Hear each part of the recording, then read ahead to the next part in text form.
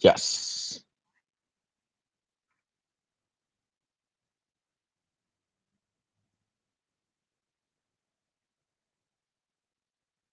Okay, let me just. I hope I am.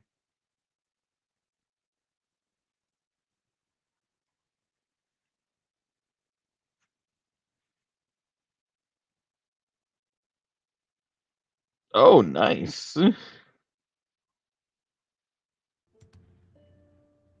a good start. It's a very good start. All right, let's get this. You should be here. And all right, Scrags, can you give me another sound check real quick for me, please? Well, I can hear you, but for whatever reason, it's not coming through the system. So, um,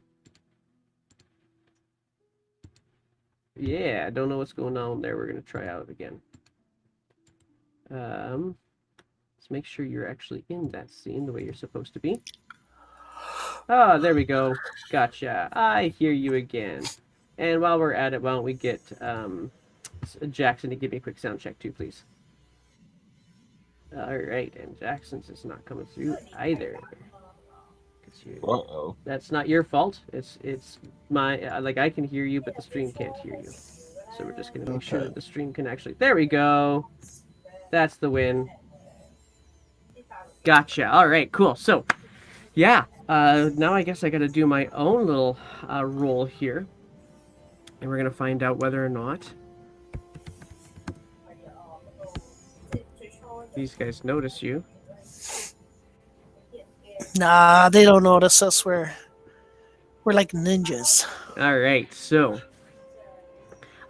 you guys are now just as a quick reminder as to your surroundings. You have actually dropped down into kind of this bushed, forested area,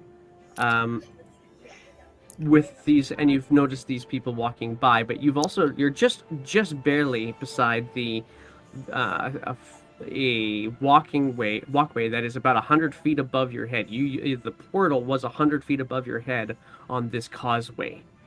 and you got down here in interesting ways. So, what do you guys do? Hmm. I'm going to whisper to Skaggs. We've left half of our group and all of your possessions behind. I think it's time that we abscond back up. Can we get back up? Well, I'm not very good at climbing. I still have my spider climb from my trinket. I can just run straight up the wall. Okay, can you carry me? Certainly, you left all of your things behind, so I've got no problem putting you in my backpack. I prefer if you carried me in your arms and cradled me and told me that I'm a good boy, okay? I will I'm whisper you scared. sweet nothings. You're a pal. Let's go. Quick, quick. All right. I'm scared. So I'm I gonna am going stealth to get you quickly to but do an athletic- stealthily. Yeah, I'm gonna get you to go and throw me an athletics check real quick. Absolutely. Oh, no. Please. Oh. 12 could be worse. 12 could be worse. Yeah, could be worse, but it turns out that it's not that bad. So you lift him up, and yeah, you kind of hear Scraggs kind of gives you this whoo as you lift him up, but doesn't. And so you kind of quickly pay attention to the bandits that are nearby and kind of walking. They're now walking away from you, and doesn't seem to grasp their attention. And so you try to find kind of a shadowy area to get it to start crawling back up and out of view of these bandits. And before long, you realize they can't see you through the canopy of the trees. And so you just carry all the way up to the top of the causeway. And thankfully, there was this rope coming through the portal that helped you remind yourself where the portal entrance was. Yep,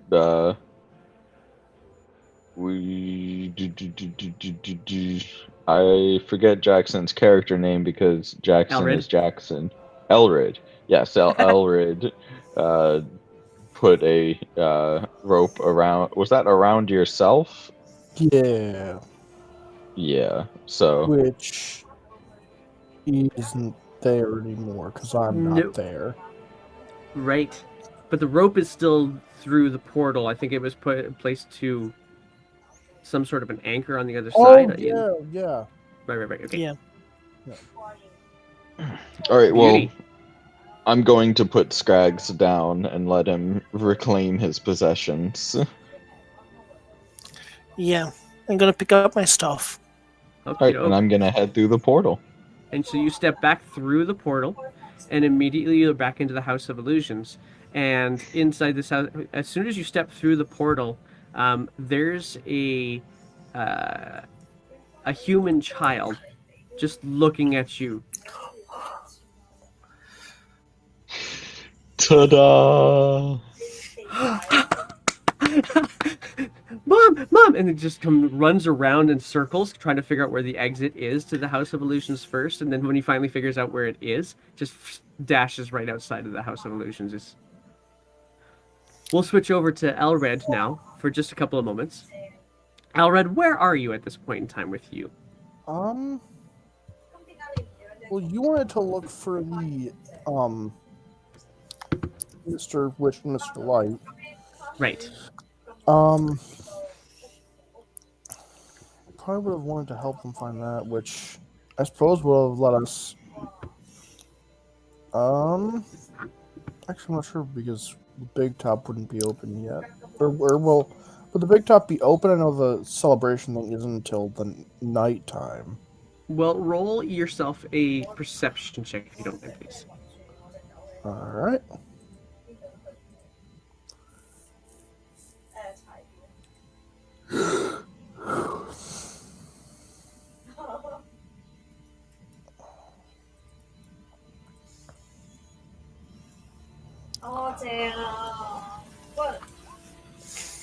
All right. Oh, nice.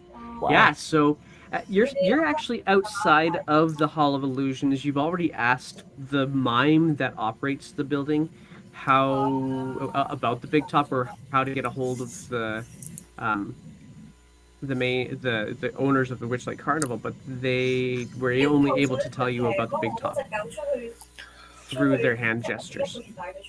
And so as a result, you've been listening to see if you can hear whether or not there's anything. And there's actually some carnival hands out walking amongst them. Some people, the tree that was putting out the seeds at the beginning. You can actually see them off in a long distance, almost nearby the Calliope. And you can hear this general murmur about the big top extravaganza starting fairly soon, actually. Okay. Um. Yeah. I'm feeling any other place like Elred would think to look for them. Okay. But no, I'm thinking like he'd probably want to just mostly stick around the Hall of Illusions till then, especially not knowing how long they're gonna be there. Sure. Scrags, you have a lot of background volume there. Okay, I'm sorry. No, that's quite fine. Just it seemed really, really extra there for some reason today. Okay, so if you're just gonna hang around there, then it won't take long. I imagine Shimo and Scrags, you guys are gonna come out of the Hall of Illusions then. Can I pull the rope and spear or javelin in with us so that other people don't go through the mirror? Yeah, you certainly can. Definitely, I'm going to do that and return those possessions to Elrid. Marvelous. Right. So you exit the Hall of Illusions. There's it's interesting because you kind of figured from the kid running out that there might be a hullabaloo coming towards the Hall of Illusions about this strange people appearing through mirrors, but nobody's paying much attention to it. They all seem to be directing themselves towards the center of the carnival. That is very convenient for us, as no more people should be traveling through mirrors anytime soon.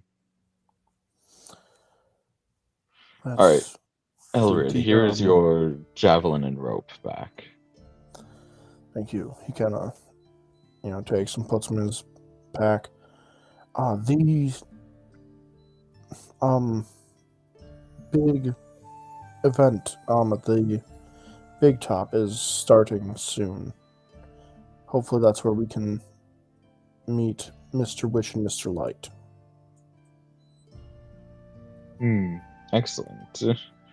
I have some fears related to this, as the place we entered had many rogues and thieves inside of it, including chanting about a main thief, a master of them all.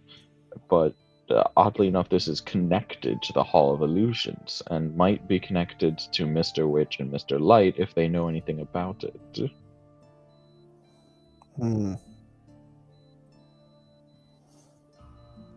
Interesting. We can interrogate them or avoid the confrontation. It depends on what we all think would be best. I would say that, if there's a famous thief and it's connected with the Hall of Illusions and we went down into the Feywild, maybe the thief is a Fey creature? I mean, it looks like a little kid, so those Fey all look really young and kiddish. Do you think this child you saw might be the pickpocket or thief that we've been looking for?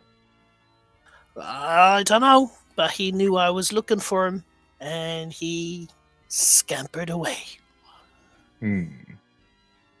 Well, that is concerning. But one other thought: if we're looking for this patron or deity, that we came here for.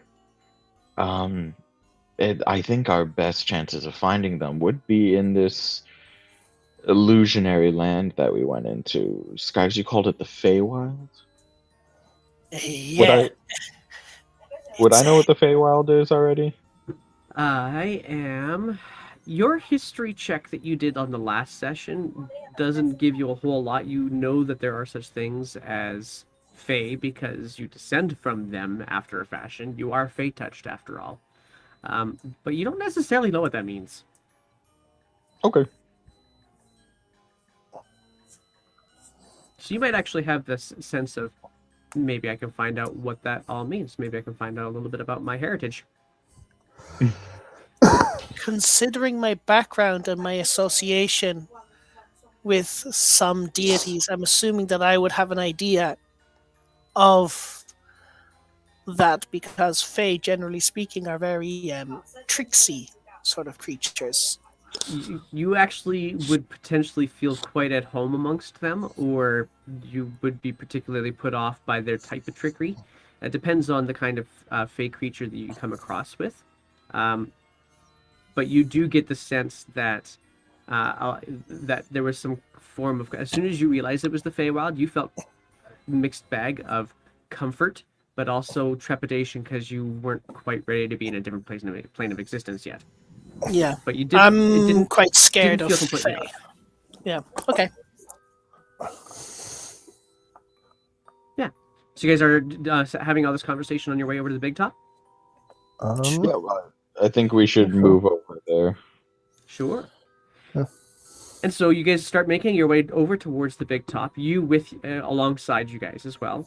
And as you get to the front of that big top, there's a few people who are kind of still trying to play some of the games before the show begins. So the gaming booths that are nearby the big top are fairly popular right now. But there are still some people kind of streaming into the very large three-pointed tent.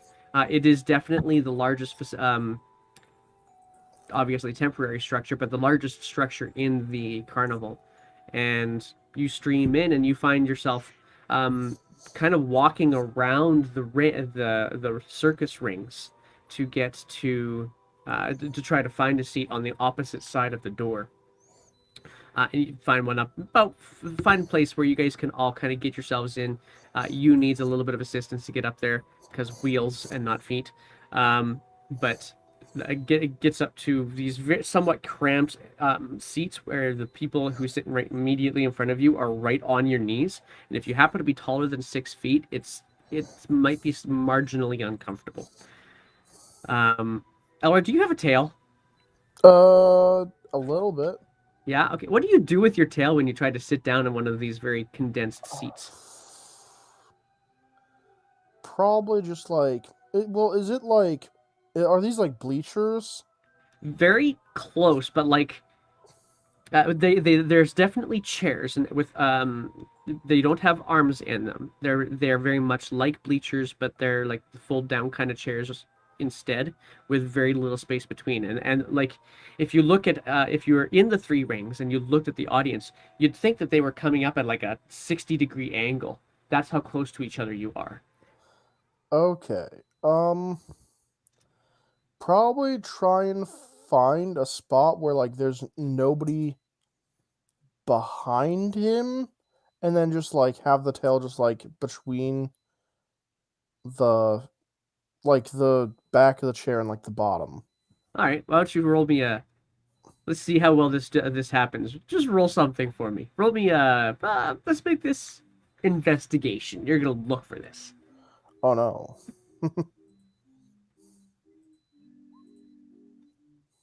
Yeah, okay. So you're not able to find a seat that's not already taken from the very back. There's apparently a bunch of people who really like the back seats from the very top.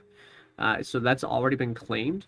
But you're able to get kind of an aisle seat and get your tail to go in that general direction instead. And Cool. as the last few people kind of trickle in, it's now very full. It seems as almost as though the entire carnival has made their way into this tent. You quick point of fact, you did not get asked to punch a ticket to come in. This is obviously a free event for everybody. And as you're kind of getting yourself settled in and taking in the crowd. Actually, let's do this real quick too. Scraggs. Well, actually, I'm not sure that it should be Scraggs. Let's see. Who should it be? I feel like it should be. Oh, it might actually be. Pick me. Might actually be Scraggs. Let's see here. Yay. Nope. It's Shimo. Shimo, roll for me a perception check. Perfect. And we'll just use this for you know what? Let's get one more. Who wants to do it? You've probably got better perception than I do. I'll give it a Yeah. go. Sure, go for it.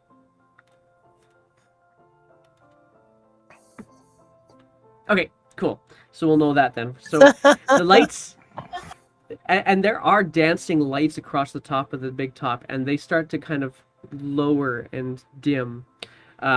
And as they start to dim, the whole crowd, who's been very chittery and chatty about what's going on in this big top and excited, and kids maybe a little bit out of their ability to contain their enthusiasm. But they finally all kind of start to hush as the lights go down. And then almost a few seconds later, after the hush kind of gets down, without very much delay, spotlight on a lithe elven figure who sits inside a large hoop, a silver hoop suspended above the center peak of the big top by a variety of ropes. This elf is wearing a dazzling suit of stripes and stars, and all of them kind of enhanced by these diamond-shaped panes of mirrors. And he's also got a massive set of butterfly wings off of his back. He carries a scepter, and that scepter is topped with a vein of some sort, like a weather vane kind of idea. See if I can show you what that kind of looks like. Oh, maybe not. That's okay. I'll come back to that and show you that in a couple.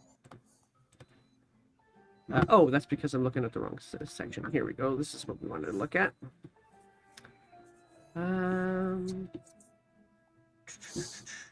There, handouts. There we go. This will be... I'll have to find it here in a couple. I'll find it for you, and then I can show you what it looks like.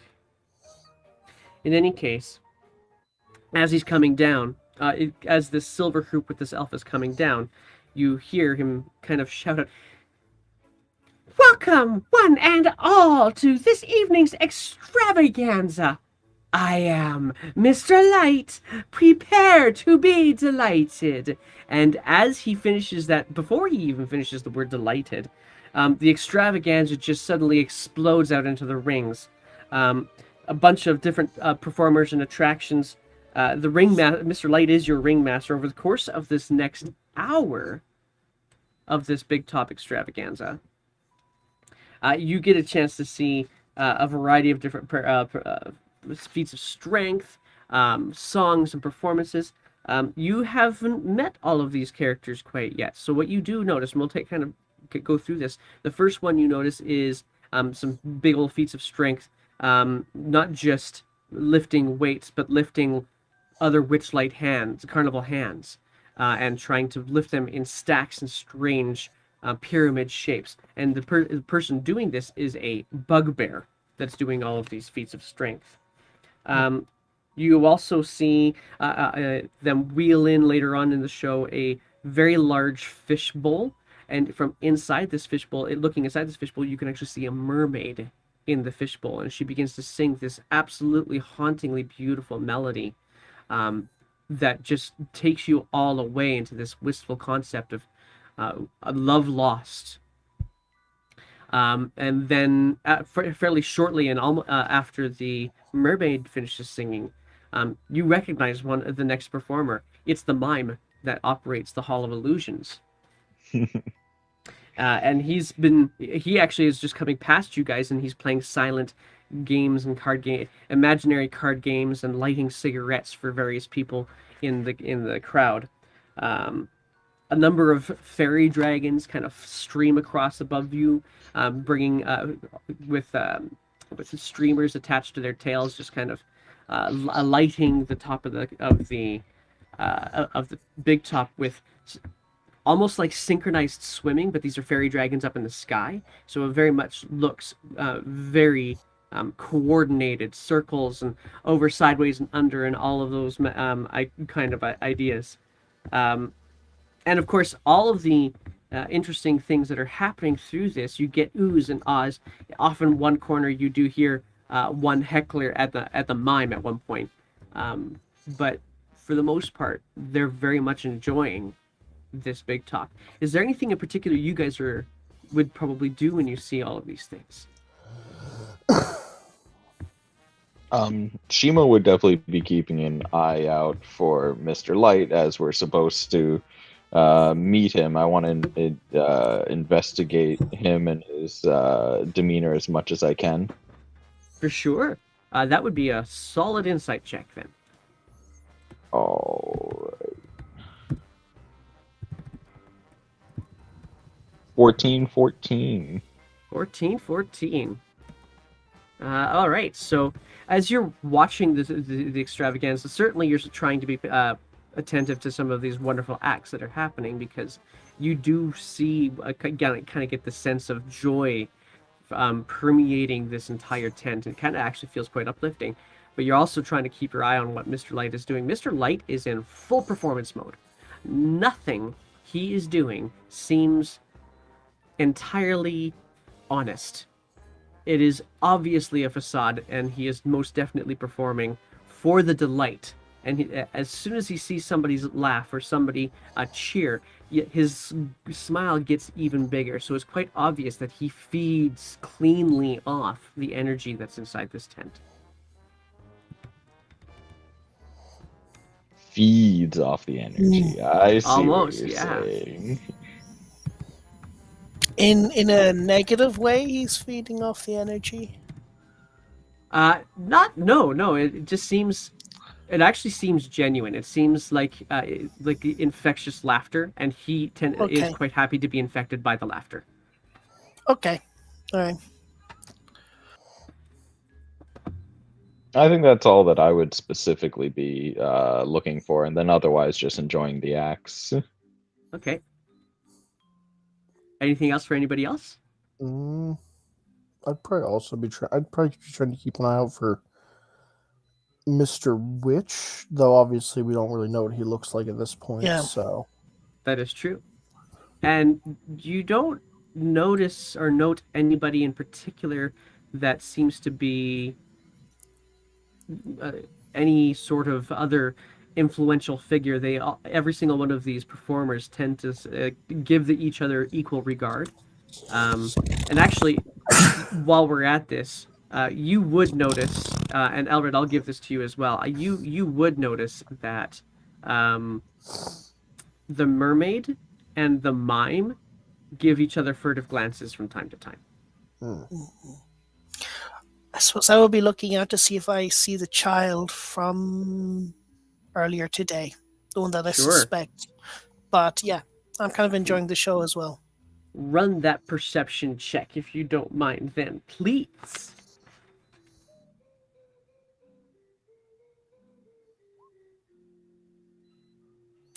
There are so many people in here. Yeah. Hundreds of people inside this tent, and they're all so crammed in. After a little bit, they almost all look as though they're just like the background characters on a old-fashioned video game. They're just like 3 or 4 pixels each, and they just bounce up and down. It kind of starts to feel like that. Okay.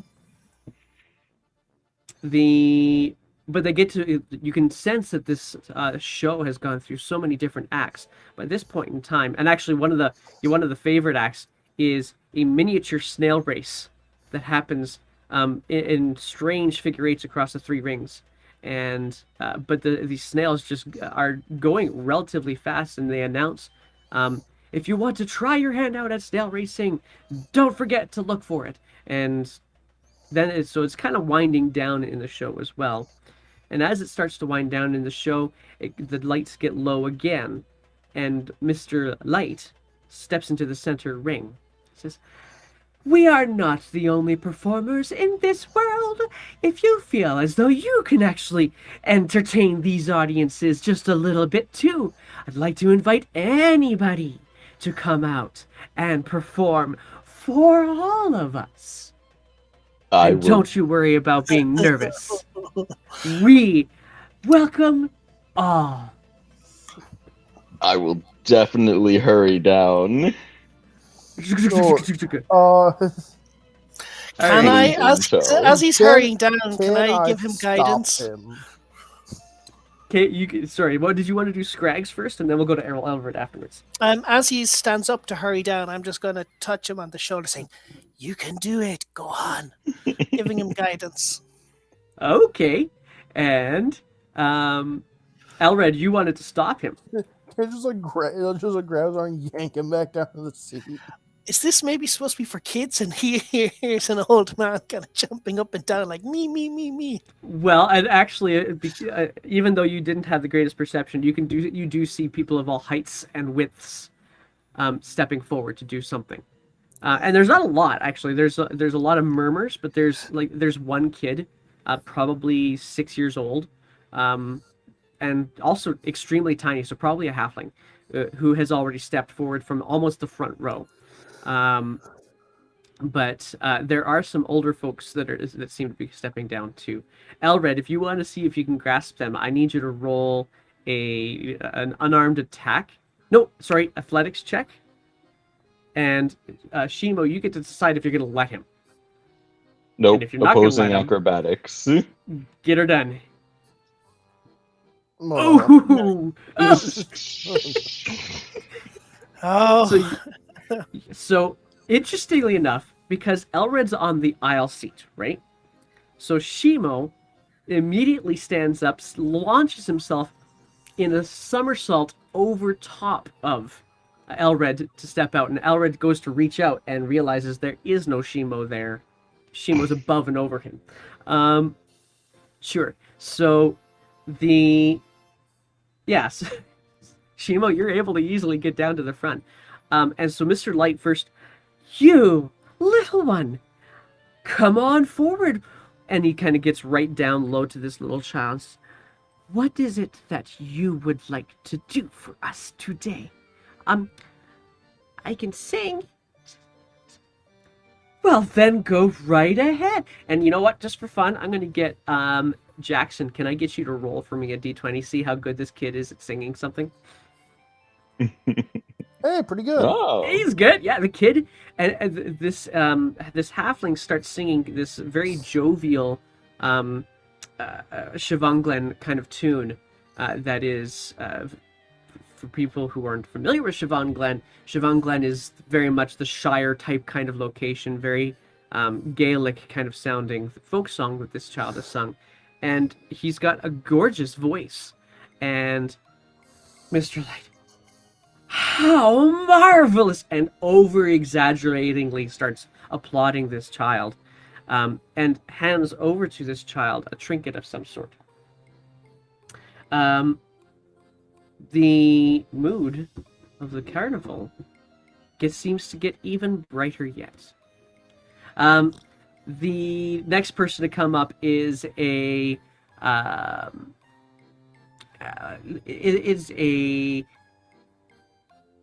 let's go with a half-orc. And he says, I'd like to try my hand at that bugbear fella."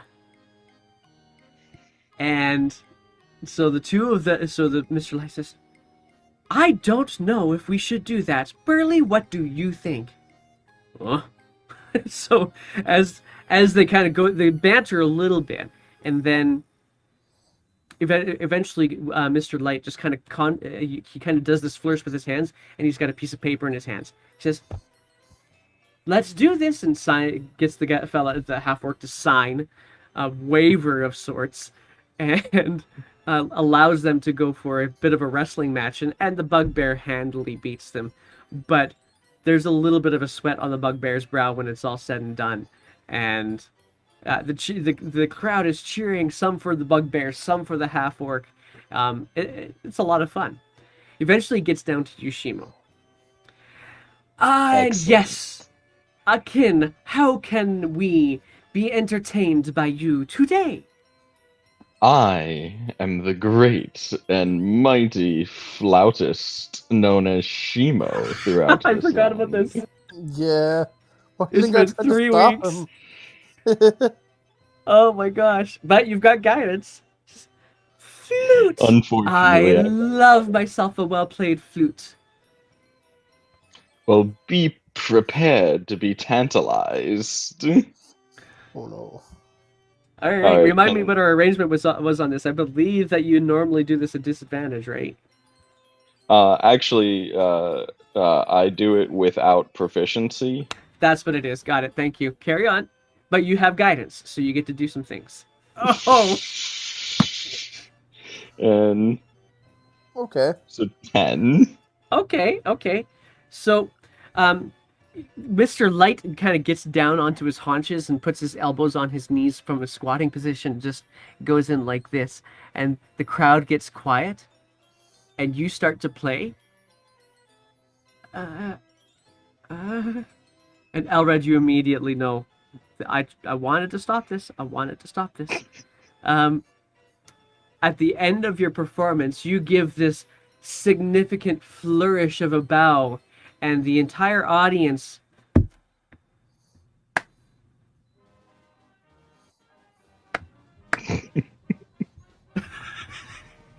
I had to do it.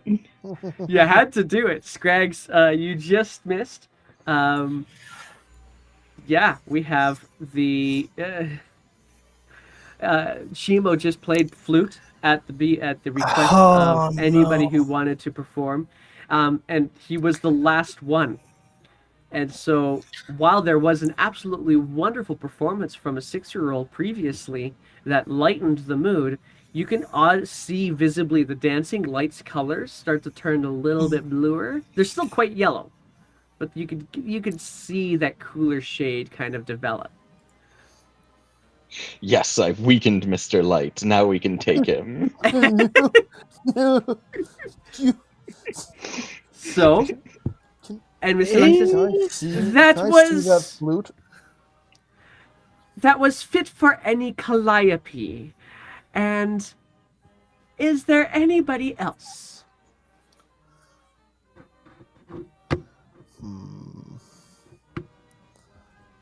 And seeing none from anybody else at this point, he says, then it is my turn. And he does one final acrobatic flourish across the three different rings.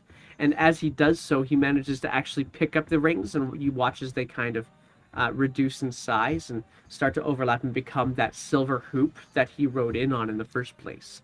And he sets himself back down on the silver hoop and says,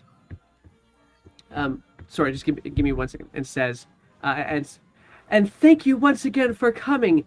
Please enjoy the rest of your evening. And he lifts up and into the shadows and disappears. And I'm just going to get you guys to give me a couple of moments here for a break, and I will be right back with you.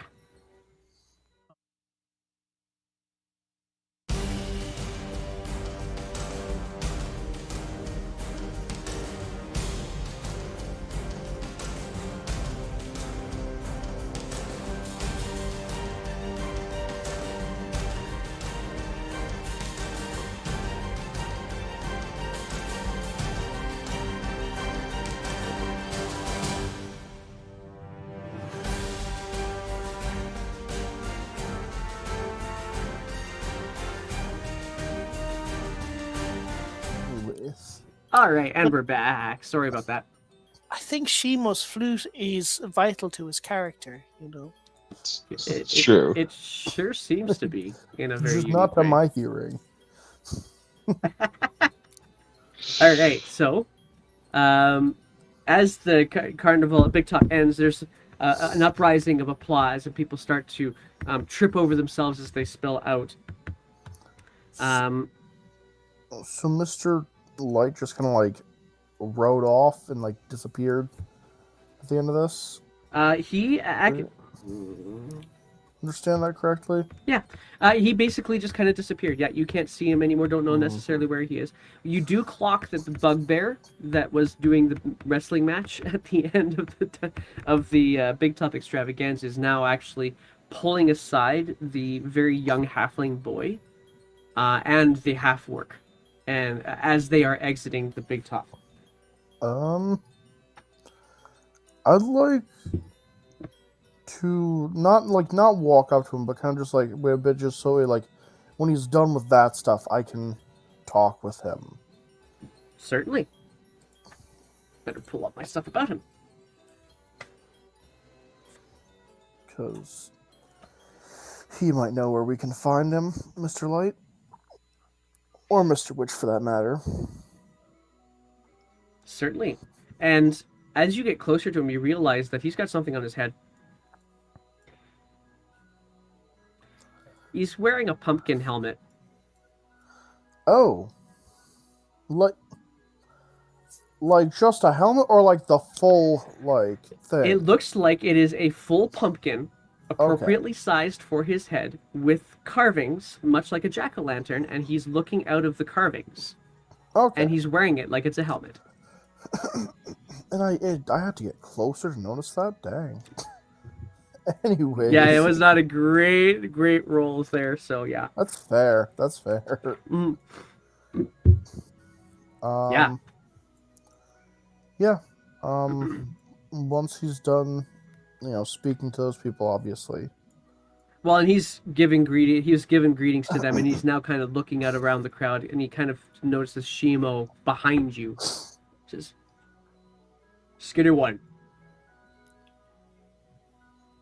Oh, yes, of course. What might I do for you? For you,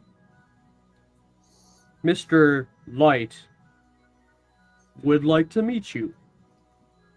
Oh, yes. Of course. May I bring my companions with me? Who are they? We've got Because this gentleman here, the Dragonborn, the very young scrags back out there behind us, and you are Toaster.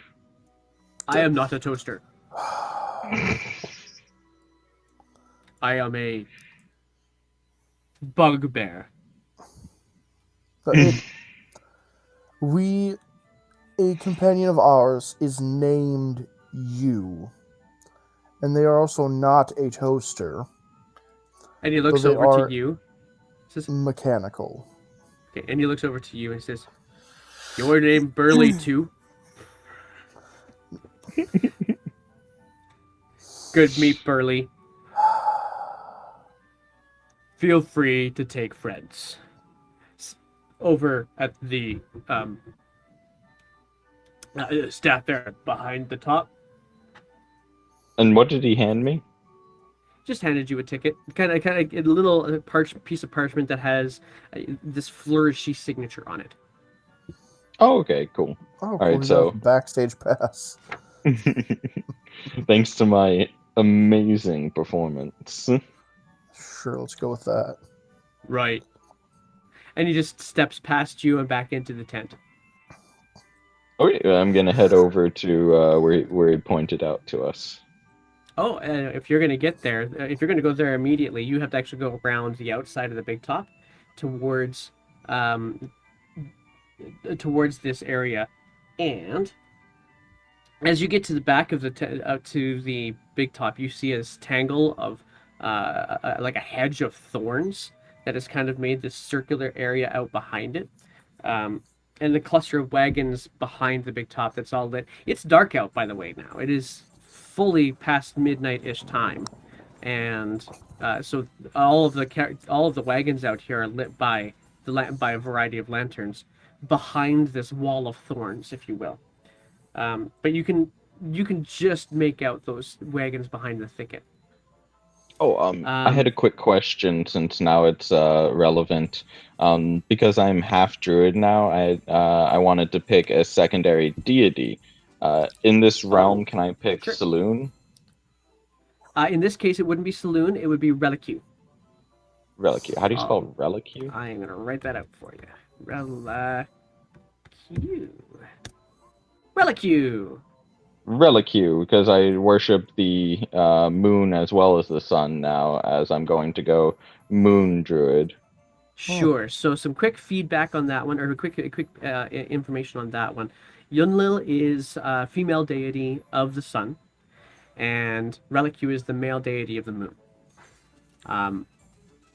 And they're both quite well openly welcomed in Wesmia. And so to choose these two, you know that they are both children of Olalos, who is the mother of all.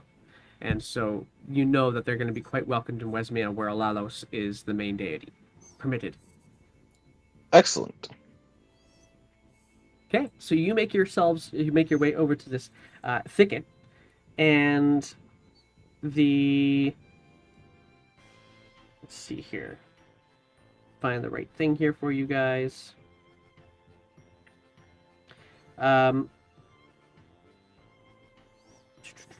Right, so as you get to the thicket, you actually notice out of the back of the big top tent, Burley, because he's not exactly a small creature, has already just exited the back of the tent as well, and is just affixing his jack-o'-lantern helmet back onto his head. He must have taken it off somewhere along the way, and is making his way over to pick up some books, and is about ready to start walking out towards the outside of this thicket, of this wall of thorns, and he notices you guys immediately. Oh, couldn't wait, huh? All right. No reason to delay. Sure.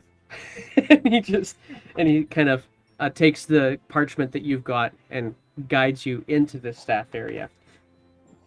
And he says, he leads you into the circle of wagons. What you can see is, as you get to one of the wagons that he takes you to, obviously a much more official, probably is actually even a rolling office for that matter, wagon. There's a kind of dour-looking clown. Actually, that's not true. Sorry. You actually see Mr. Light right there. He's not dour at all. He's just kind of relocating all the diamond mirrors that was on his body and just kind of getting himself back into his regular garb. But he's got this the smile still painted on his face, very nice and bright. And he greets you with the same theatrical bow that you saw inside the Witchlight Carnival, inside the Big Top extravaganza. Please, come in. It's a delight to meet you. I am Mr. Light, and that's my associate, Mr. Witch. And he, as you see him gesture, you can see that there is another elf, oddly rotund. Elves don't tend to be rounded, but this one is a very rotund-looking elf. And he's just lounging on a bunk, and he takes off this top hat that he was wearing, and kind of bows it to you. You notice that Mr. Light still has the same scepter as he had during the performance as well, and that the scepter is spinning affably. Excellent to meet you. Actually, for this conversation, would it behoove me to talk to you or Mr. Witch? My questions concern the fair here and the interworkings and mechanics of it. Oh, certainly. What in particular are you hoping to learn about? Are we alone here? Is there anyone besides you two? Well, you do see a very dour-looking clown. This is where I got myself mixed up. You do see a very dour clown. It's obviously a clown that is the guard of the staff area. He's kind of keeping a very strong look over top of the wagons, and he's just kind of patrolling the inside. You do notice that Burley the bugbear has now left and seems to be patrolling the outside of the staff area.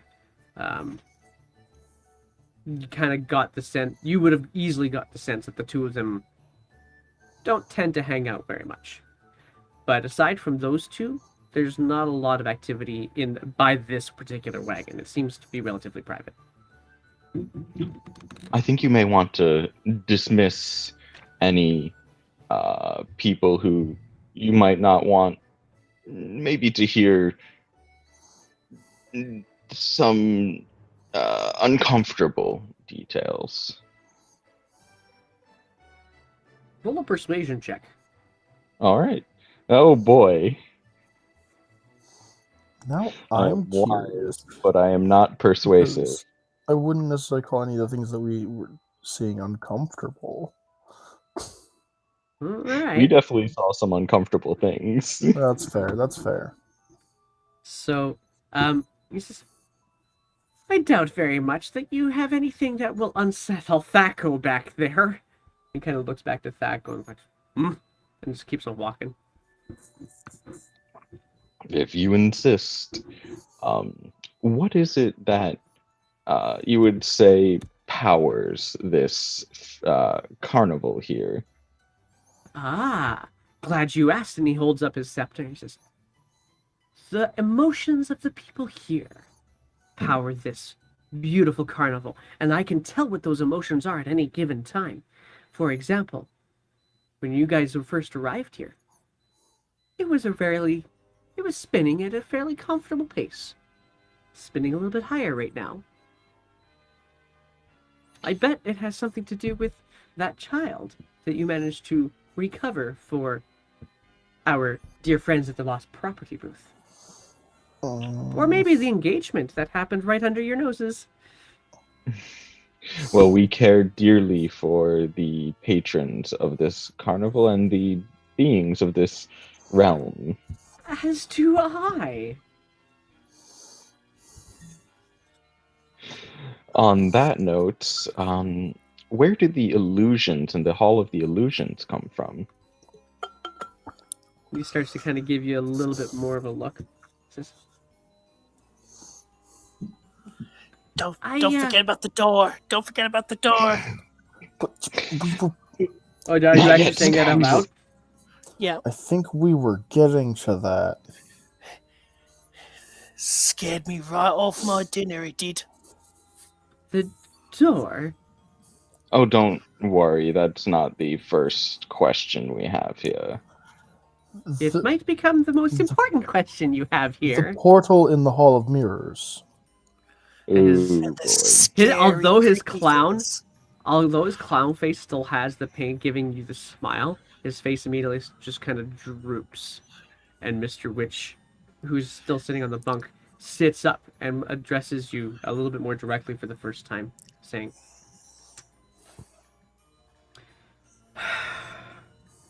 forces are at work on the other side that are entirely beyond our control. The fact that you have stumbled makes me grumble. Are they related to your carnival here? Would they possibly work with or against or neutrally to your carnival? Neutrally.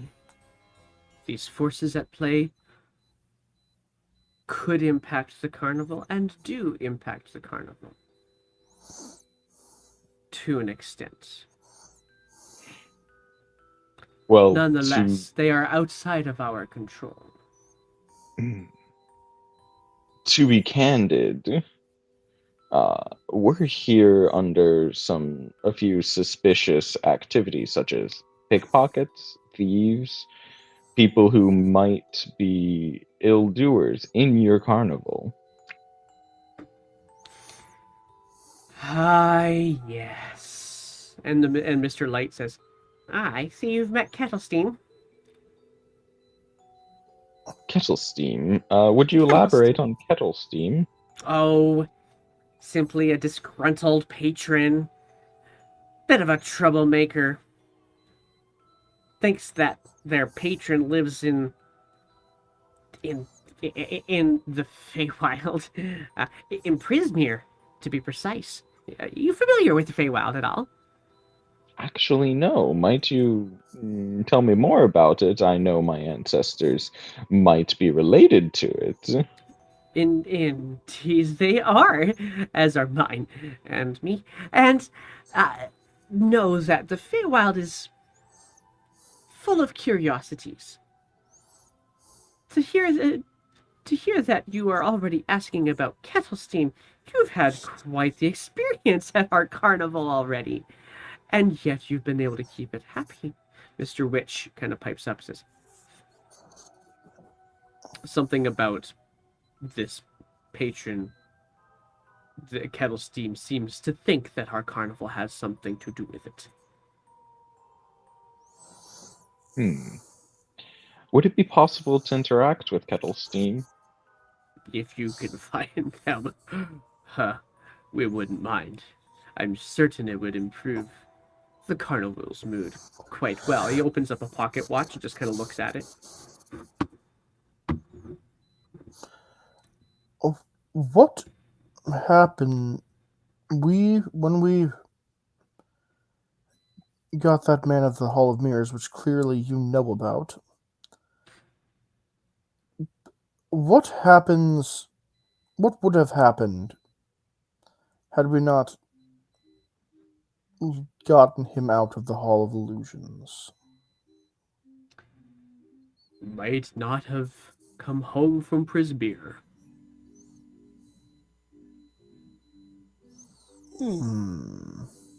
That would Why be bad is- indeed. Why is that? I'm looking like it just went over my head.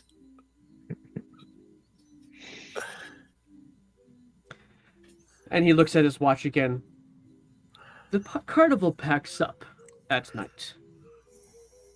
And I must say I'm very proud of this trinket and how it does it so quickly. Regardless of what else is happening. That is not what I meant. There was someone there in the mirrors.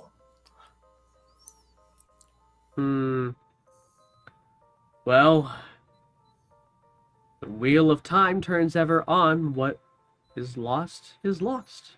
What is gone is gone.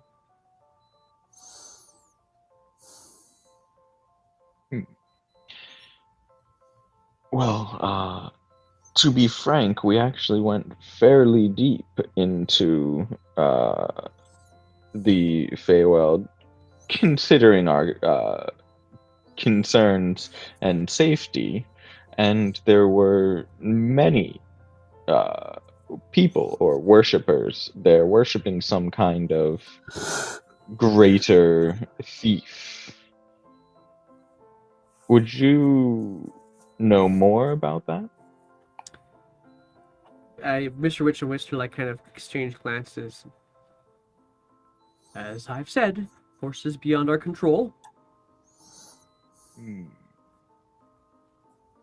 Can I roll a what would it be, an insight against that? Heck yes, you can. Absolute, it's flip. Yeah, you get the sense from them that they really don't have control over things as much as they like to project that they do. But that doesn't seem like they're trying to hide that fact from you at this point in time. They know darn well that they put on a facade. And you get the sense that they don't necessarily have control over the facade the way that they're making everybody else in the carnival believe. Mr. Light, in the meantime, says, but that doesn't mean that you can't still enjoy the carnival considerably. And have you tried out the bubble pop teapot? Or the snail races? Actually, we haven't.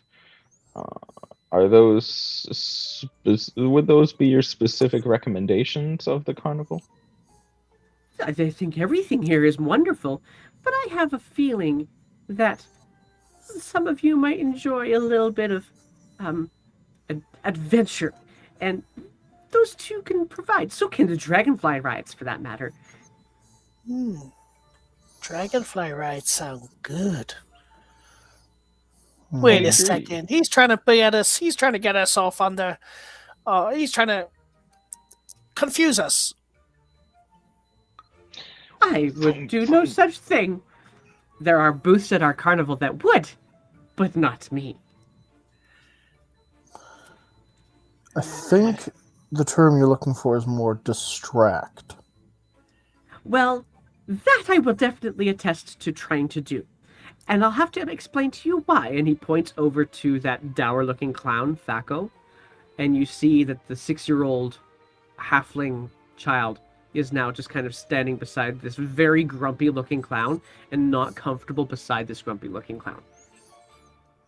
I just think we have some more guests. And as much as I know that you appreciate the energies and enthusiasm and intricacies of a carnival, such as these just simply have wonder all the time, and I would hate to stifle it. I would love to visit the Dragonflies, actually. A nice view of the area would be pleasant.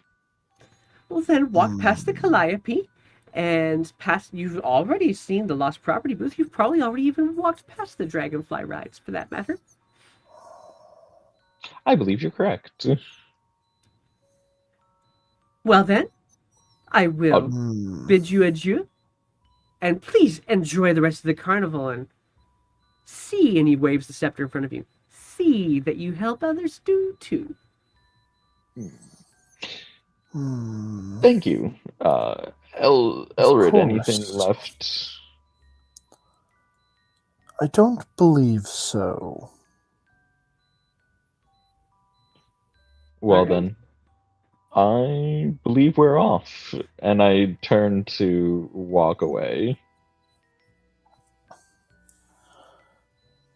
Yeah. right. Following. So then, as you guys get just past the thicket, past the Thaco and the little halfling child, who just runs straight up to Mr. Light and gives him a hug. As you walk outside of this thicket of the Wall of Thorns, Burley the bugbear comes up straight up to you, and he just kind of pauses you, Elrid, at first, and lifts his helmet up over his head and puts it under his arms. And what you will notice immediately is this bugbear is not smiling. In fact, he's got kind of, his ears are folded back, his eyebrows are lifted. You get the sense he's actually worried about something. Just stops you. Bad things have been happening for a while. People and things have been going missing. They know more than they're telling. I don't know That was why, what I got. but I feel like their hands are tied. But you're the only ones I've ever met who saw something in the illusions. So...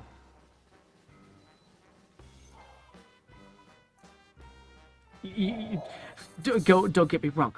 They're good people. They're actually really, really good people. They've taken so many of us in and just given us a home and a place to feel great, but I feel like I want to give back. I think you need something to make them spill the beans. Whatever's going on here, we'll do what we can to stop it.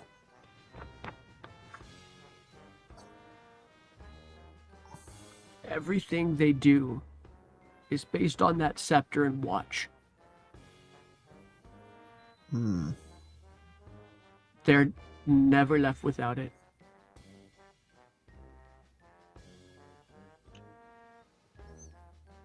I know it's strictly against my beliefs, but do you think creating sadness would possibly change our outcomes here? If they draw from happiness, maybe the other side could assist us? We've had nights where, and he's now just kind of gestured for you guys to kind of walk on patrol with him around the outside of the staff area. We've had nights where the energy got bad, but that didn't stop the carnival from running because they still had their watch and scepter, and they can just pack it up with that watch, and they can just wave the scepter and get things done. It's never been a problem. It just changes how they run the carnival that night. For example, we were in this one place, Bald Ars Gate, and it got dark, and so the Fae looked more unlike the living, and people seemed to like it even though it was dark. I do have one question because they couldn't seem to give me a straight answer. There was a man who went into the Hall of Mirrors without a ticket being used. Oh, that would be a problem. What was going to happen to him? They never actually answered the question. That would be one way of becoming missing, or finding something of their own missing. And they don't do it. That's the thing. It's not Mr. Witch and Mr. Light doing that. They don't do it. It's not the design of the carnival. Thank you. I don't know. All I know is it's not them. How much control do they have over the carnival? Well, the scepter does a lot. The watch does a lot. And they do a lot that makes the mood go the way they think it should go that night. That's why Mr. Witch is hanging in the wagon, because it seems to be a bright light day, and so it's Mr. Light's night. What happens if Mr. Witch and Mr. Light get very angry? Does their mood affect the carnival? Everybody's mood affects the carnival. My mood is currently affecting the carnival.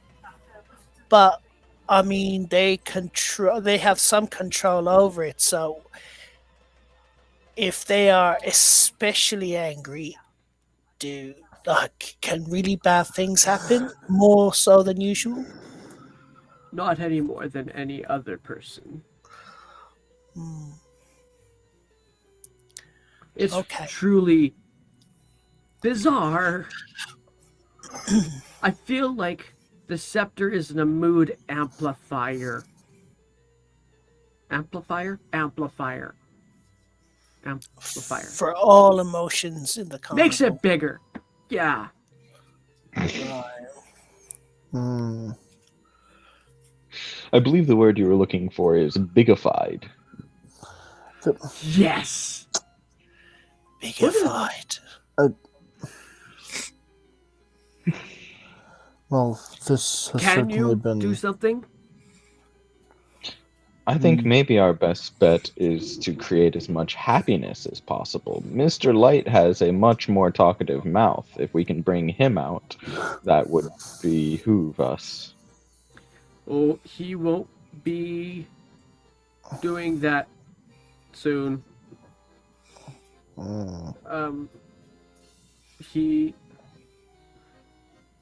You won't see them until they crown the Witchlight Monarch. They will be gone now. I mean, they'll be here.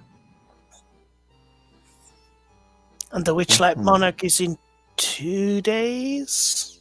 Oh no, it's in. And he looks up to the skies. I think around 4 hours. Ah, okay. I think we should move quickly then. If I'm not Yeah. mistaken, it's the person who brings the the joy up the most. That is the one. Yes. Joy it shall be then. If one of us can be the monarch, that might open up more options to us. I'm going Perhaps. to recommend you try getting either that one or that one. He points to Elred and to Scrags. To try. I don't mean to offend, but your flute playing didn't work.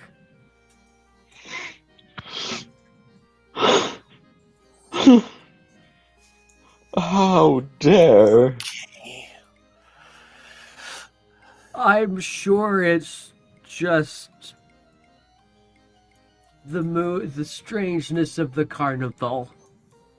Oh, And then he immediately puts his helmet back on and stands upright.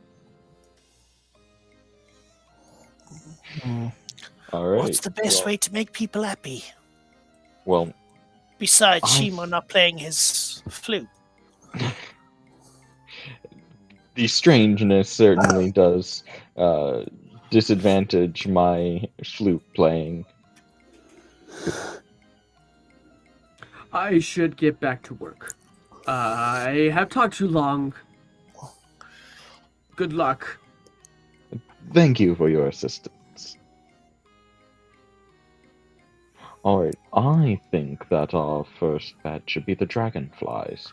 Maybe we can all get a look over the carnival and possibly find the best route, or maybe spot some of the ne'er-do-wells in the carnival. Yeah. Also, taking a look at the Bubble Pop Teapot and the Pixie Kingdom might be useful. I believe you're right. Would you like to head to the Dragonflies with me? I think we should not split the party. But that worked so well for us last time. No. Let's just all go together. What do you think? And I'll look up. Suppose the Dragonfly rides seem the most interesting if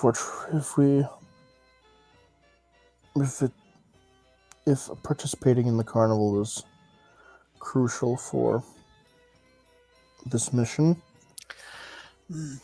I think if we get a hat, a happy hat, and put it on you, it would make people smile. I mean, who doesn't like seeing a dragon with a hat on? I don't. That's the point. Scraggs has a point there. You're certainly not jovial. Maybe the addition of a hat would change that. I can enjoy myself. I just don't like being lied to. He kind of glances back at the the staff area. You gotta feel get they're into not- the spirit of things. Oh, go on, sorry. I feel they're not getting quite to the point with everything. Yeah. Well, let's. What about you? You, Toaster? What do you think? I think that if we can get to meet with them again, maybe we can get more answers at the end of the night when they're not worried about things so much. Yeah. And if one of us is crowned the king or queen or whatever, maybe we can tell them what to do. I That's think usually that what should kings be and queens Elred. do. Oh God. All right. You've you, you've picked such a friendly chap for this. Yes, the And emotion streaming off him is just so catching. Indeed. well, let's He try has been to. a good friend. Yes. Well, whichever one of us becomes the king or queen, if any of us do, we'll know to question the two after. Well, so let's head. Yeah. All right, so you guys start making your way over to the Dragonfly rides. You pass the Calliope. It's got a very jovial tune, as you can currently hear right now. And past, get a bit of a gesture from the Displacer Beast taking care of the Lost Property booth. And carry on past a few of the carnival games. And you could hear the same carnival games as you had previously as well. But you kind of have decided you're going to the Dragonfly rides. So you beeline yourselves all over to the Dragonfly rides. And you walk in and you see huge lily pads on that water ribbon that surrounds the entire carnival. There's this kind of opening where there's a bunch of lily pads, and they're massive. And on those lily pads sit some giant dragonflies. You could hear the buzzing as they come down, as if like a helicopter landing onto a lily pad. Their wings are gorgeous. They shine. They reflect the different colors from the carnival lights, but they also reflect the starlight behind them. And they sometimes, as the next person gets onto one of the dragonflies from this dock that kind of reaches out to the different lily pads, as the next person hops on, they're given kind of this little loop. There's not much of a harness or anything. They're just given a loop, and the dragonflies patiently kind of lay off and lift and start doing interesting circles and patterns in this. And you can see that there's obviously a pattern to their flight, but they for anybody who doesn't pay attention to that kind of thing, it would just look like this swarm of dragonflies. You do see near the entrance a small tree, a small smiling tree, looks to you and beckons you over. And as you come closer to it, a red squirrel kind of crawls out on one of the branches and just kind of looks at you with kind of squinting eyes. I'm going to say in Sylvan, just because I like having the ability to. Hello, my good man or woman. We're here to ride the dragonflies. And he looks to you and says, "Want to get a punch?" And kind of furtively looking between the trees canopy and you guys as you guys get them punched by this tree ant sapling. And so who all's going on? Elred is. Elred I'm is. going on for sure. Oh yeah, I mean, I definitely am as well. All right. I'll let you guys decide. Is you going on as well? Yeah, well, yeah. Sure. Okay. I think you would. All right. Cool. So, you guys kind of step out and you guys wait for a very. It's not a very long lineup because the hullabaloo of everybody leaving the big top and going to get to their favorite rides seems to have died down, and now there's a nice mix of people all the way throughout the entire carnival, so the lineups aren't long. And so you wait for a couple of people to get onto Dragonflies, and you get your turn. You each get one, for that matter. And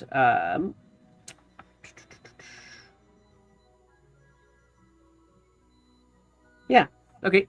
So as you as you kind of mount your first Dragonfly, there's the person who is immediately in front of you is also stepping onto a Dragonfly. And so you're all kind of getting yourself set up. But suddenly you hear kind of a yelp from the person who was in front of you. And you can see that a dragonfly has kind of lifted and started flying, and the person that was on its back, a dwarf that's on its back, doesn't have have grip or have any of the harnesses attached to them at all. Uh-oh. Can I leap over to try and help? Interesting. You can certainly try. But as you do so, you can actually see a black figure off in the kind of nearby one of the entrances, just kind of duck into a bush. I'm going to get... you want to try and help? How are you going to try and help? Is he totally fallen off or hanging from it? No, he's still on it. He just doesn't have much grip. Like you're still within the first 5 seconds of this happening. So you could decide what your immediate gut reaction is to do.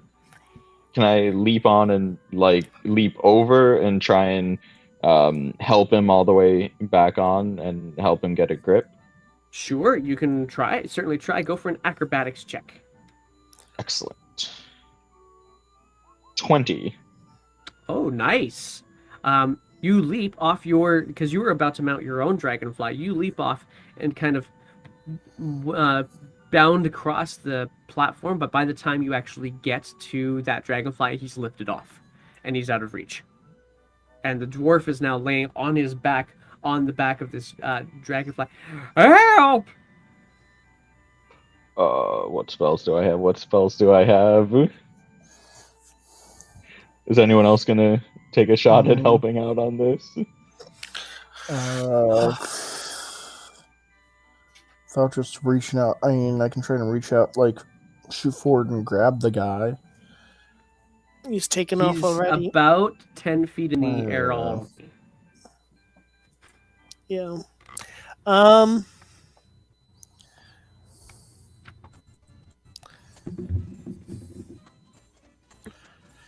Does it look like... Okay, so the guy wasn't supposed to take off, I assume.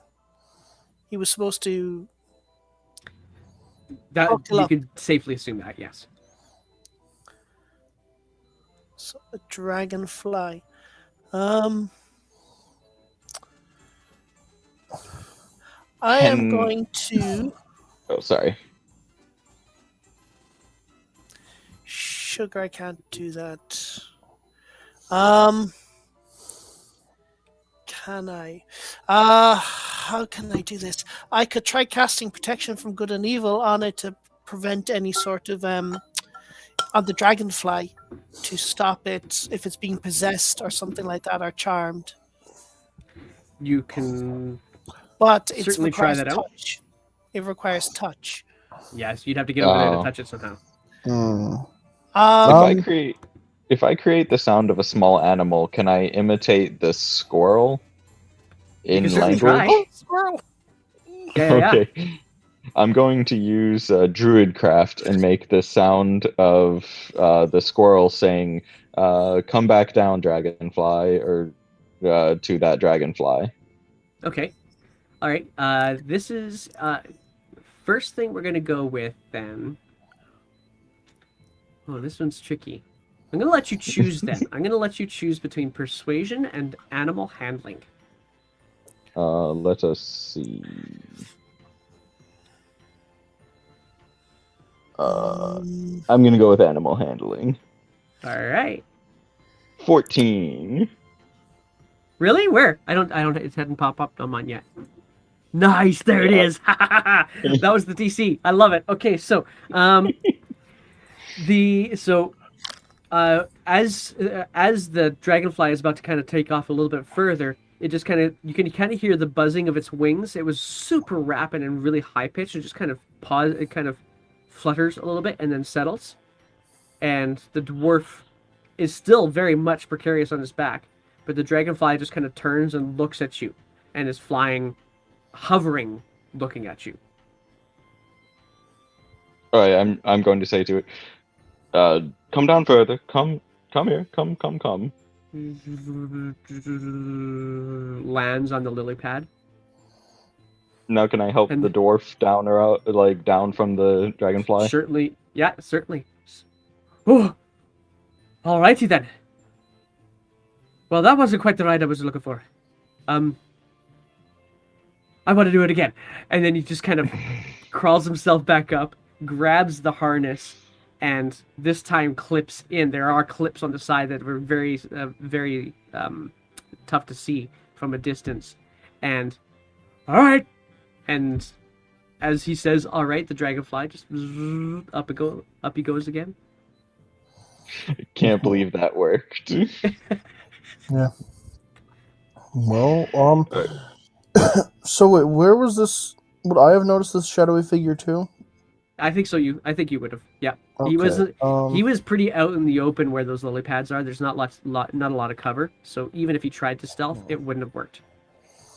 Yeah, I definitely want to try like looking around. Then maybe like, or at least like use kind of the dragonfly ride almost as an excuse to like scout out the area from above. Oh, that's interesting. Okay.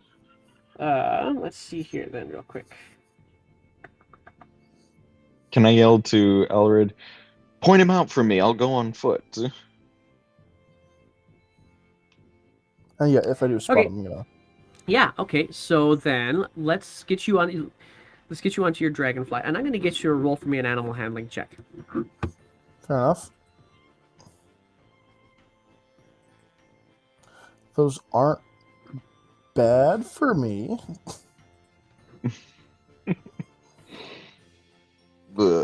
Not very good though either. Yeah. So you get up onto the dragonfly and kind of give it the gesture that it's okay to kind of get up and going. And within a couple of moments of you trying to steer this dragonfly, it's quite obvious that it's got a pattern and it's going to fly its pattern.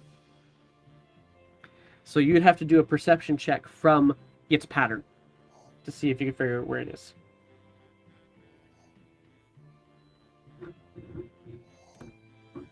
Jackson, you with us? Sorry. You would have to do a perception check from this pattern, which you can totally do if you want. Yes.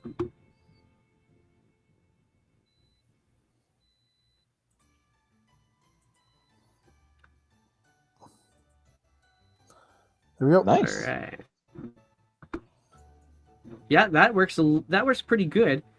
You weren't able to see exactly what's going on, but you do see that shrub that you noticed the shadow kind of go towards. It rustles ever so slightly as a child walks out of it and starts walking out into the carnival. How high up am I? You're going to be around 15 to 20 feet high up. Okay. But you're also over the water. You're not actually in the carnival much yet. Okay, so I'm not. So, well, basically, I just want to know, am I within 30 feet of Shimo? Yeah, you are within 30 feet of Shimo. Great. In which case, I'm going to use my sonic mind to telepathically speak to him, so I don't learn that. He kind of like points down at the thing. Follow that child. I saw them leave the bushes where I saw the figure before. Oh, wait, can I respond in my mind, or? No, unfortunately, it is just a message. Oh, wait, well, I'm going to hop over. Yeah, not as in like the message spell, but Yeah, basically, yeah. I'm going to hop over to the child. Last time we saw this child, it scurried away from us really quickly, and tailing it would probably not do us much mind. Do I recognize it as the child that we saw before at the pie eating contest? You'd have to get close enough to find out and then roll either an insight or perception check. Which one is better for me? So that would mean you would be abandoning your dragonfly, though. Yes, I'm abandoning my dragonfly. Okay. Wait, just move down. 19. All right, yeah. So it does look like the same child. Okay, I'm going to hop over to them and like get right up to them and say, "Excuse me, you're still not with your parents. Are you lost or having any troubles?" So it's going to take you a little bit to get to him because he's already into the carnival, and so you actually have to get out of the Oh. Dragonfly rides and out to him. Obviously, I'd make another perception check on this if you want. Is the child roughly the same, like, size as the figure we saw? Is that something we would be able to tell? I know it was relatively far away. Not from this distance, you wouldn't. Yeah, that's fair. That's fair. I also need to get something else done here too, because you is about to go up onto a dragonfly, Okay. and we could see how this could get interesting. I have no idea what their skills are on animal handling, so we're going to find out. All right, here we go. Let's see here, guys. I did click it. It's come. There we go. Oh yeah. So you takes a little bit more to kind of secure themselves in. They take a little bit of time, but then they do, and they get up onto the dragonfly, and they seem to be able to steer the dragonfly. Oh. And they kind of steer the dragonfly into the general direction of the child to kind of give you a little bit of help to try to track them down. So I'm going to get you to roll me a perception check, if you would, please, Shimo. All right. And this will be with advantage. 22. Not that you needed it. So you're able to track this kid down, and then you can actually. How are you gonna stop them from walking away from you? That's a good question. I feel like physical contact might cause a commotion. I'm just gonna walk up next to them. I'm not very tall. I'm 5 feet tall. How much taller am I than this child? Roughly. Roughly, you are about 2 feet taller. Oh, okay, so I can't go foot and a half. shoulder. Foot and a half. All right, so I can kind of go shoulder to shoulder with the child. You'd have to squat quite a bit, but yeah, you could. All right, I'm gonna kind of like lean over and say, "You're still not with your parents. Are you sure you're okay?" And it's just going to look wide-eyed at you. Before we resolve that, Scrags, what are you doing at this point? I am just that's a good question. I was trying to cast a spell and I couldn't because I would need touch. So I'd be trying to reach the guy, so I would trying to be helping get the dwarf off initially, the dragonfly, and then I would just be watching you do that. I assume I would have seen the child. Yes, definitely you would have. Yeah. Or at least you would have seen. First of all, you would have seen a shadow going to a bush, and then you would have seen Shimo leaving the dragonfly rides. Yeah. Without much notice. Yeah. So I wouldn't have. Yeah. So I would just be trying to approach the child without giving without giving myself away, noting that I can't be stealthy. I do have armor, the clang of armor. Right. So I will be staying back, but prepared to cast a spell should I see the child attempt to do anything. I would try to cast a spell. For sure. Okay. Then.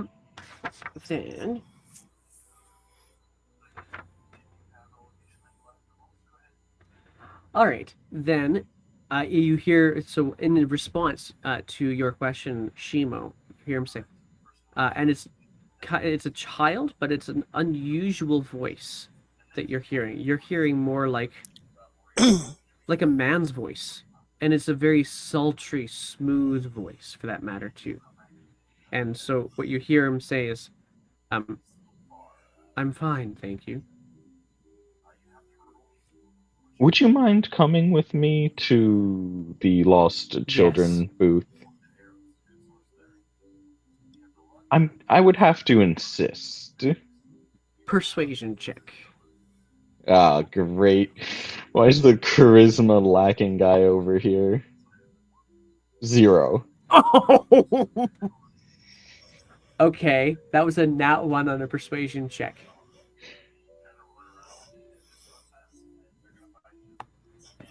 Hang on, DM's trying to figure out what to do with that. Let's Oh see here. gosh.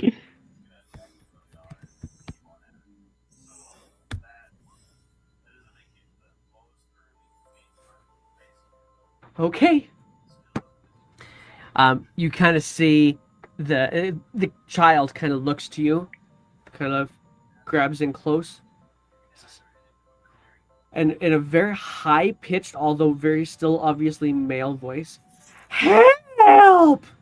And then just kind of starts running away into towards the feasting orchard, which you already know where it's located. Oh Oh. gosh. Okay, I am going to. I'm going to do an. Oh, how far was I away from the kids? That's the problem. I'm going to say you would have been able to get within casting distance if it was like if you're doing for a rangey thing.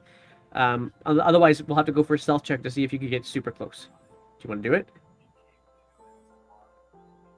I want to do something in front of the child, and I'm going to use my. This could work. This may work. It may not work. I'm going to cast this,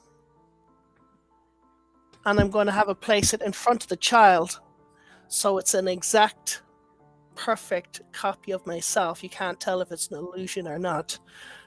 And as the child run passes, I'm going to cast. Oh God! I'm going to cast a spell. I like this. Let's do this. Let's do this. This is fun. Sugar, this could be really bad.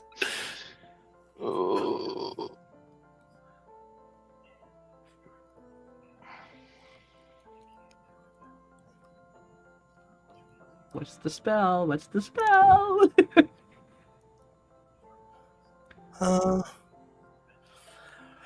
I thought I had inflict wounds. I don't. Oh no. Oh no! What do you have? What are you gonna do then? The only thing that I have that's anyway useful is it missed the last time, but I'll try it again. Oh, okay. All right. Okay, so then I gotta look things up here real quick. Oh, okay. And this is a wisdom saving throw, is it? Yeah, it is. Okay. Yeah, but fey creatures, some fey creatures, I'm thinking this is fey, have some sort of advantage. That is true. Fey creatures do have that. So it was either this or guiding bolt. He rolled a nat 1 on his saving throw. Woo. Yeah, okay, so. Alright, so. Elred, you're on a dragonfly, and you're flying despite your best efforts. Lazy figure eights in various height levels in the sky, but while you're doing that, because you can't get this dragonfly to go where you want it to go, you are still watching what's happening outside. And just in between a couple of booths, you can sometimes see Shimo and Scrags and this child, because you were able to identify them. But they're way out of your range for communication now, and you're kind of ready for this dragonfly to land so you can rejoin them. Every once in a while you look to you and you can see kind of a similar effect from you, although you seems to be in much larger figure eights than the rest of the group happens to be. But as you're watching, you suddenly notice down the path further, Scrags appears there again, and you have to do a double take because you see 2 of them. And the child that's now running, you've heard a yelp. You didn't really know what it was they were saying, but the child that went blitzing down that direction immediately comes front to front with this new version of Scrags and tries to do the dancing dodge around it kind of thing. But that duplicate manages to get it charmed And what are you going to do with this charm now? Well, I can. I am going to have the child. I'm going to tell the child to go towards Shimo. To go to Shimo. Let's see. I'm just checking here.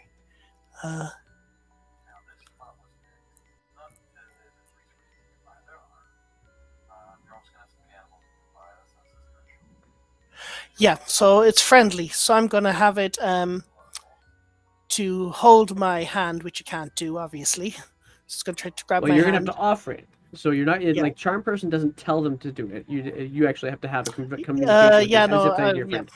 Yeah, I'm okay. going to have it come follow me. So it regards me as a friend. So I'm going to have it to come over and follow me because I have something interesting to show it. Okay. So he saw. This child stops running and like kind of slowly stops running and kind of looks back to you and says, "Okay, what is so interesting?" From my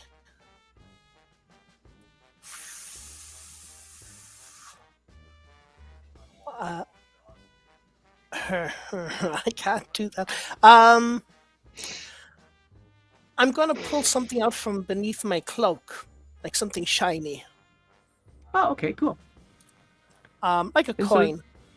My coin is gonna come out Sure. from behind my cloak, and I'm going to offer it to the child. And obviously, this Is is it- my duplicate doing it.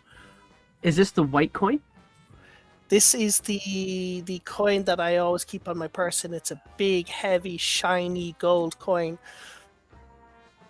And so it's going to come up to you, and he's going to look at this coin, and he's going to look at you. Take it.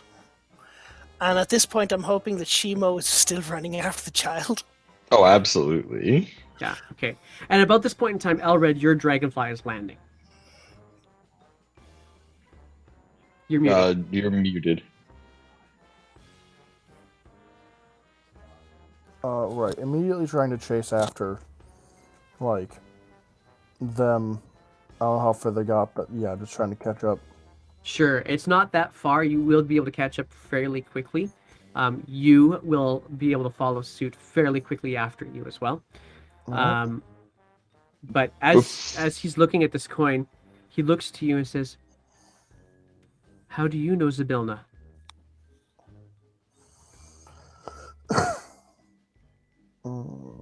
That's the Scrags that he's saying that. How do you know Would I Zybilna? hear this? Would I hear this? Can I perceive through my? Oh yeah, you're close. You have to be close enough that you'll be able to perceive it anyway. So for sure. Yeah. I will say, that's for me to know and for you to find out. Now take it. And I'm starting, my real Scrags is yelling to Shimo, get him, quick! Right. So I he goes can't to help grab it. the coin. He goes to grab the coin and say, "Are you sure?" Grabs the coin. And while he does that, can I scoop him up?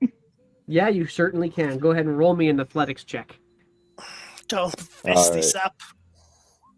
7. I hope he rolls low. Or can I get it with advantage because he's distracted? Ooh. No. Or I'm being helped Uh, by Scrags. Let's see here. It is advantage because you are being helped. I will take that for sure. That makes sense to me. But all right. Am I rolling? Am I doing a guiding bolt now? Oh yeah, no. So you grab him, sight unseen, or grab the child sight unseen, and grip him tight, and he's immediately you could Scrags, you could feel that the spell has now broken because of something Yeah, an something attack. harmful to it. So he starts he still has the coin in his hand, starts just trying to reef up against your arms, but obviously can't. Now, what you notice when you grab him, Shimo, is you grab something that doesn't feel like human flesh and clothing. You feel feathers.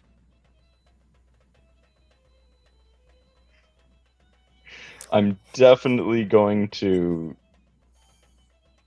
I'm gonna yell out to you. Can you see Mr. Witch or Mr. Light? And so, like, they're a bit of a distance away. Elred will have caught up to you by this point in time. So, Elred, why don't you give a perception check on that? Yeah. Bit sleepy. Now, to be fair, the kid was trying to grab the coin that my duplicate had, so he wouldn't be able to grab anything. It's just imaginary. Or it's That's just right. an So illusion. he's holding onto this illusionary coin. Yeah. So you look out there. You can see quite a few things. What you actually notice mostly is that there's a number of people who are looking at you, your group, with obvious concern and shock. And actually, a couple of carnival hands seem to be starting to walk towards you. But there's no Mr. Witch and Mr. Light aren't visible, but there's lots of other people in the area. Well, I get the feeling we're not gonna have much time here, so I think we're better dispatch with the formalities.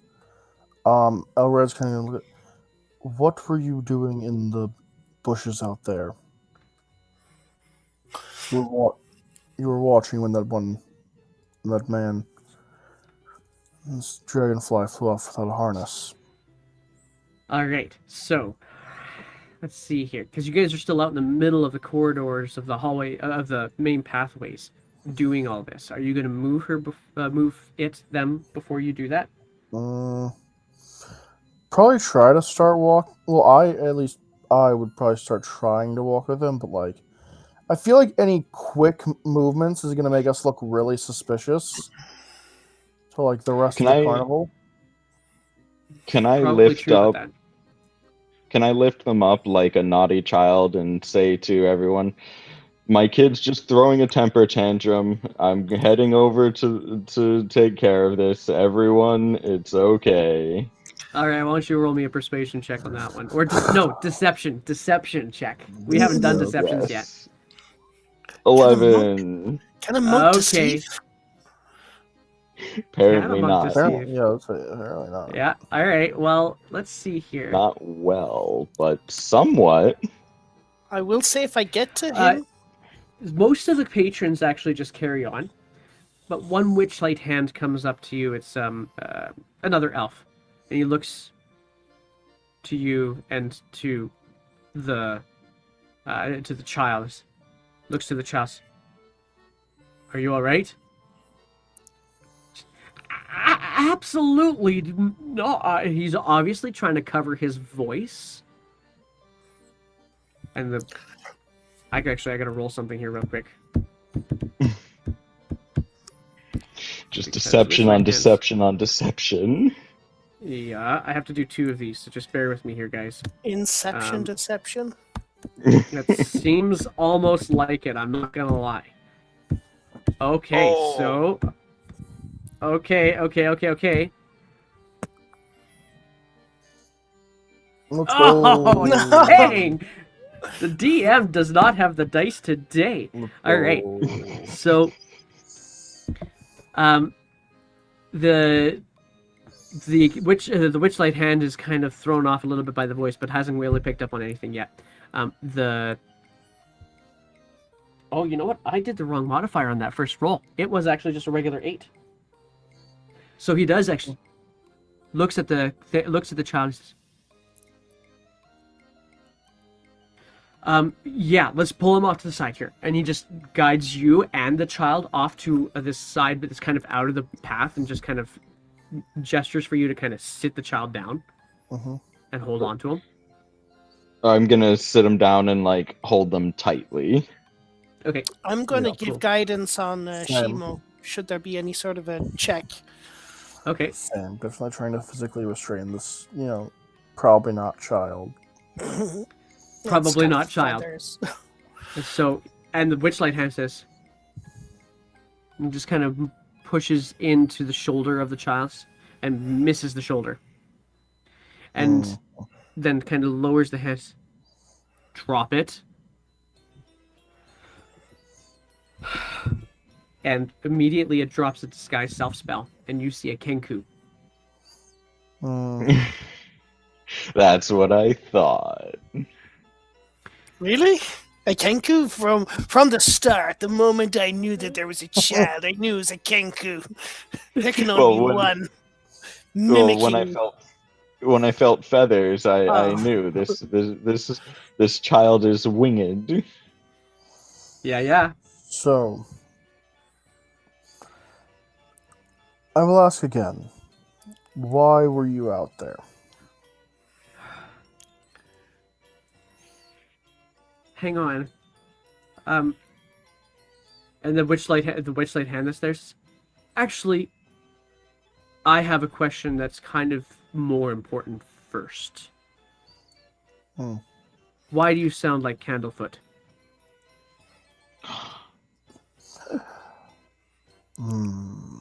And immediately the Kenku kind of drops his shoulders.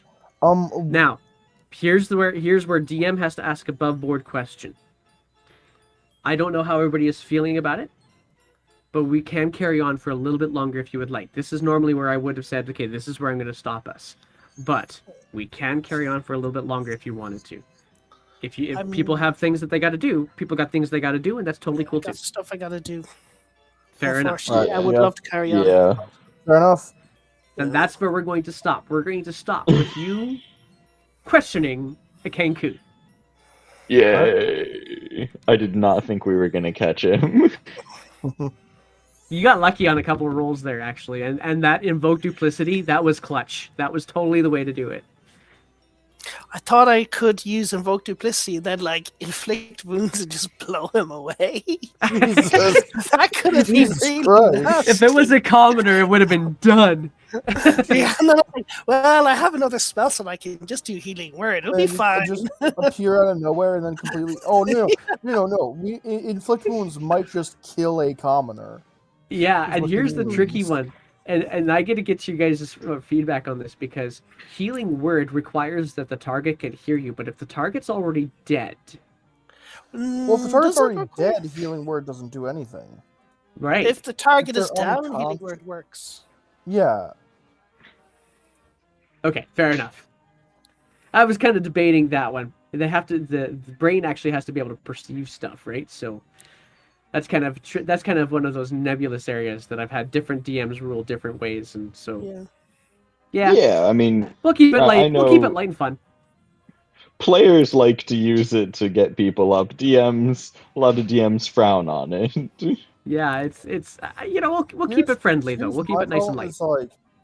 It's in a weird spot where if you don't allow it to pick up unconscious people, I feel like it becomes so weak because of how little healing it does. Yeah. That is true. Like, it becomes kind of not useless because it is a first level spell that lets you heal from a distance. And it's but a bonus certainly action. Very weak, even if it's only a bonus action. Totally true. All of that is true. And actually, you wouldn't be able to healing word someone if you inflict wounds them, because you can't use 2 leveled spells in the same round. Yeah, but it would be the next round, you see. Yeah, you I mean, I could have. Throw. Anyways, no, the bigger concern was that you would kill a commoner outright with inflict wounds. Oh yeah, if you double their health.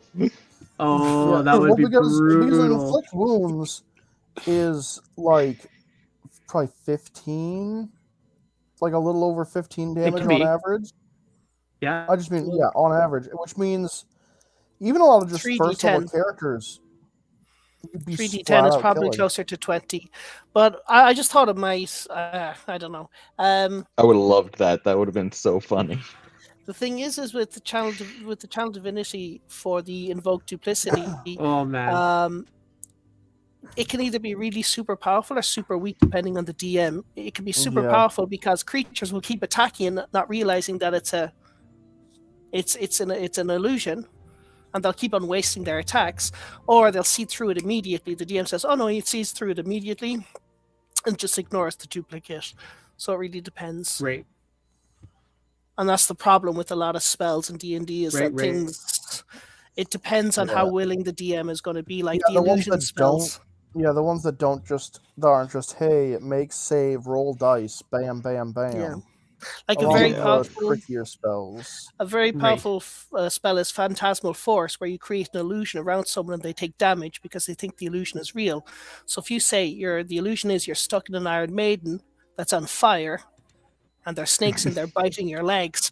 I mean, you can't move, you can't see, so you can't move. So what do? You just kind of stand there and take the damage. But then some DMs are like, no, you try to push your hand through the door, a spike or something, and you see it's an illusion. But you wouldn't. That's the whole point. You can't. Yeah, it's hard to know. It's hard to know.